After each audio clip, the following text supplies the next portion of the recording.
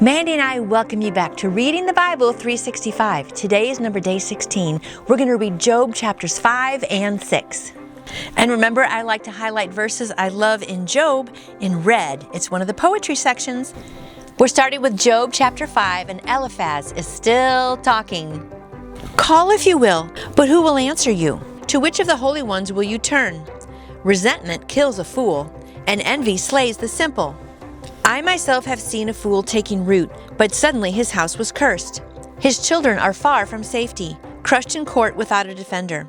The hungry consume his harvest, taking it even from among thorns. And the thirsty pant after his wealth.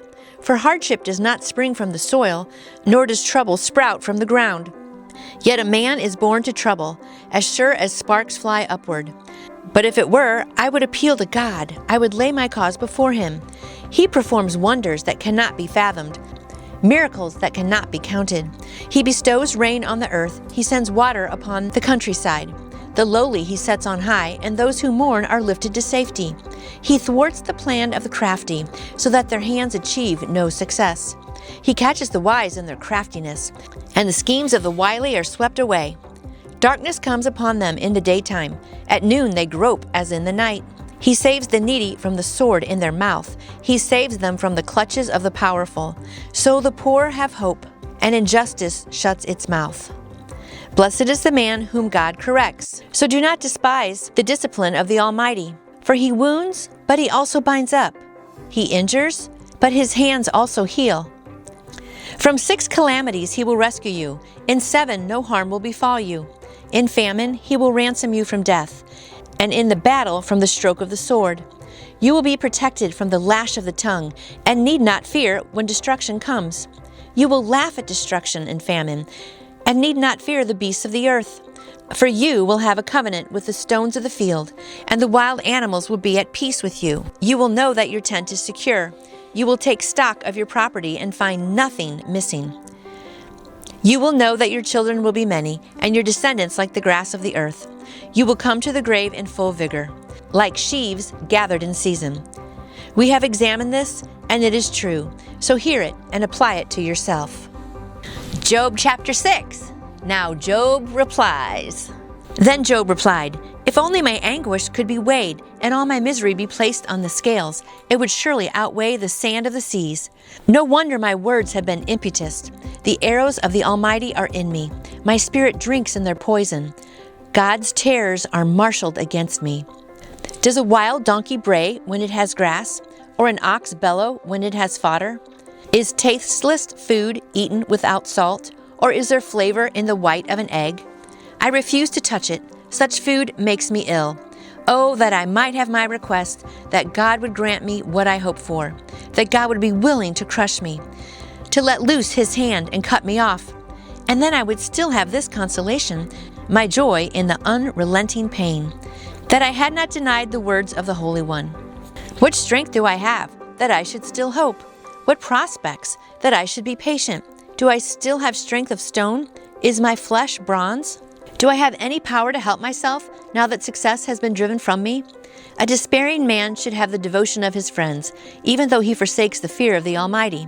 But my brothers are as undependable as intermittent streams, as the streams that overflow when darkened by thawing ice and swollen with the melting snow, but that cease to flow in the dry season, and in the heat vanish from their channels.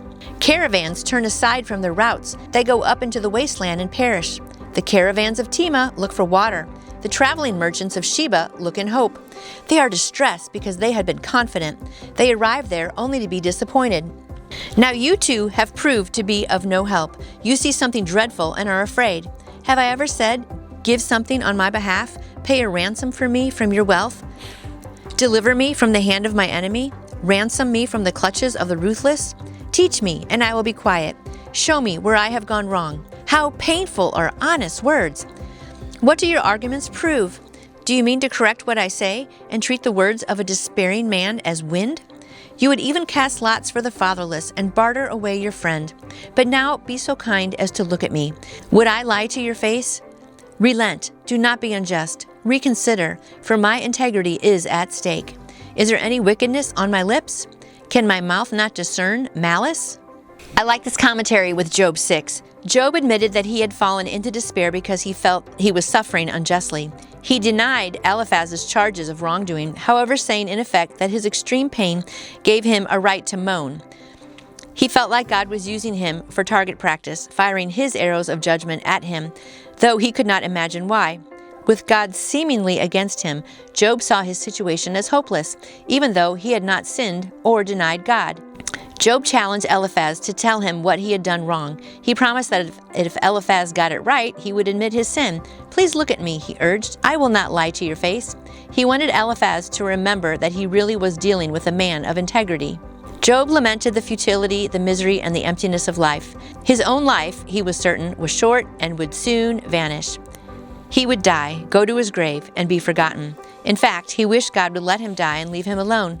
Job wondered why God would bother to inflict such pain on a person for no apparent reason. And Job's challenge to God was essentially, "What have I done to deserve this?" In this opening round of speeches, a pattern develops in which Job's friends attack. Job responds by protesting his innocence, and in the process, he becomes more and more determined to get a fair hearing from God. So it's important when our friends are going through a hard time, maybe don't attack them, right? These three friends started off really well. Remember, they were just listening, and they were crying with him and probably hugging and hopefully praying with him. Those are all really great things. But then they kind of get into pointing the finger. But the thing is, when you point your finger at yourself, what's pointing back? Three more. So I think it's important not to be judging people. Let's just let God judge people. But we all do sin. So Job had done some sins. But we're going to be excited to come back next week and see more what Job has to say and what God is eventually going to say also. So I hope you enjoyed these readings in Job. Come back again tomorrow as we keep on reading through the Bible 365. See you then. And I would love to answer any question you may have about the Bible, about how to put your faith in Jesus. Just contact me through my website, nancyjoy2you.com, or you can email me at nancyjoy2you, that's the number 2 and the letter U, @gmail.com.